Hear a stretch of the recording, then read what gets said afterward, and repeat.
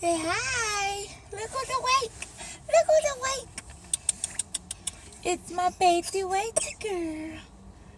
You okay? You say hi. Can you wave? Wave hi. Alright guys, so I just had something on my mind that I wanted to share. So I figured, hey, why not vlog about this?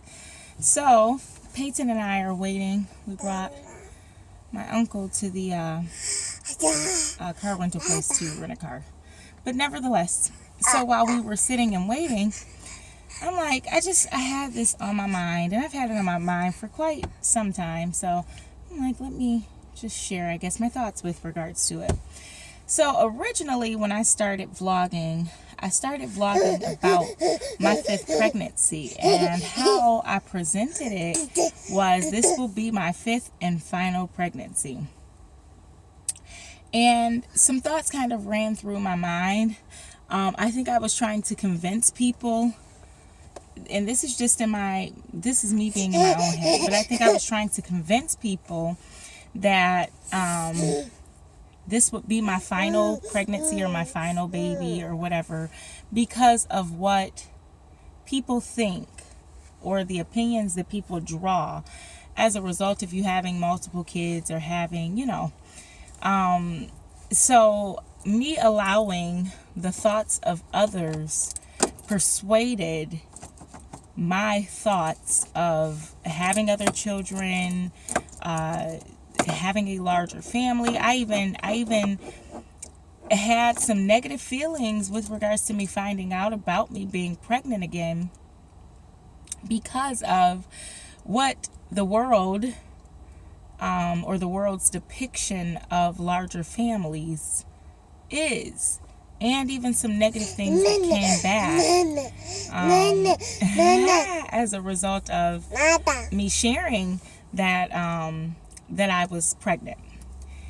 And I guess my thoughts are, and this is what I want to kind of share, like, whose business is it that my husband, let me be clear, and I are having another baby?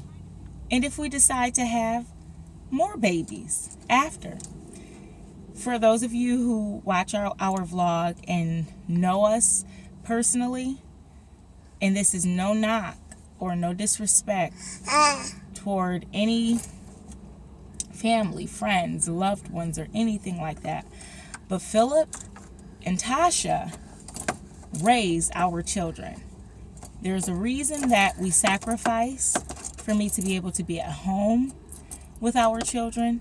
There is a reason that we study from biblical principles as well as secular things to know about development and how to pour into our kids and how to support our children from a developmental standpoint and all of this other stuff. There is reasons behind the reason we do life the way that we do life.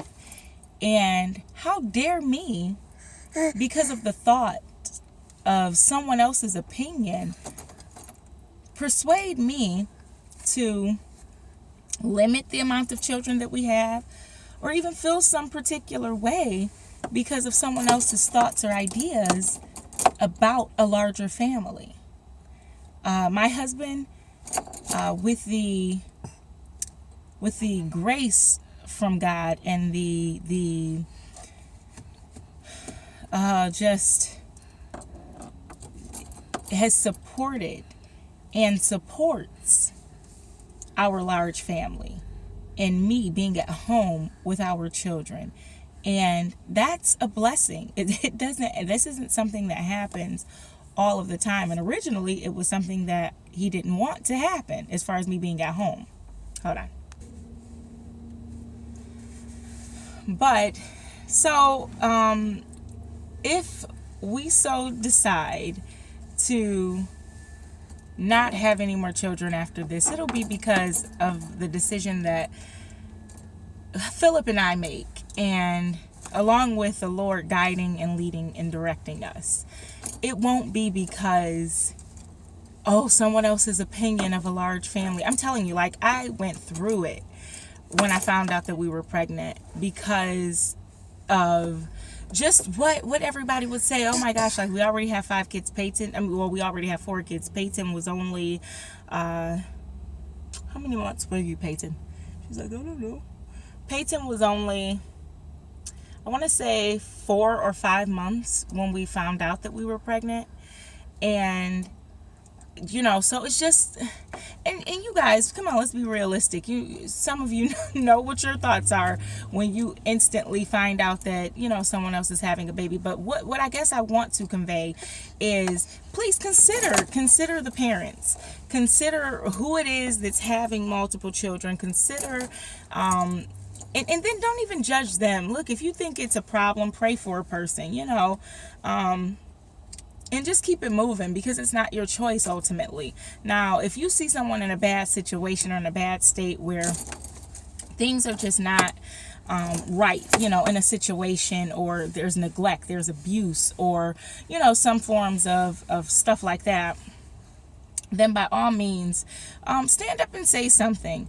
However, if it's a situation such as my husband and I, who are raising children to be God-fearing children, to be assets to society, and to love them, because God has just given us great, I mean, just big hearts, you guys, like, seriously, big hearts. And then you never know a person's story.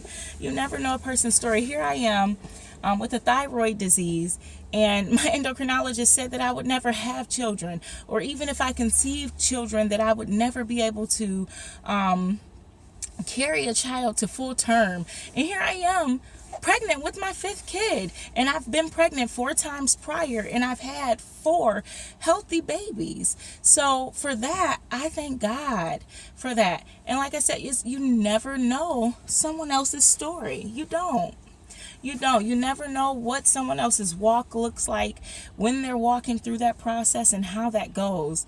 So don't be quick to judge, or don't be quick to establish an opinion because of your own, you know, insecurities, possibly your own thoughts, your own personal experiences, because your experience isn't mine and mine isn't yours, clearly.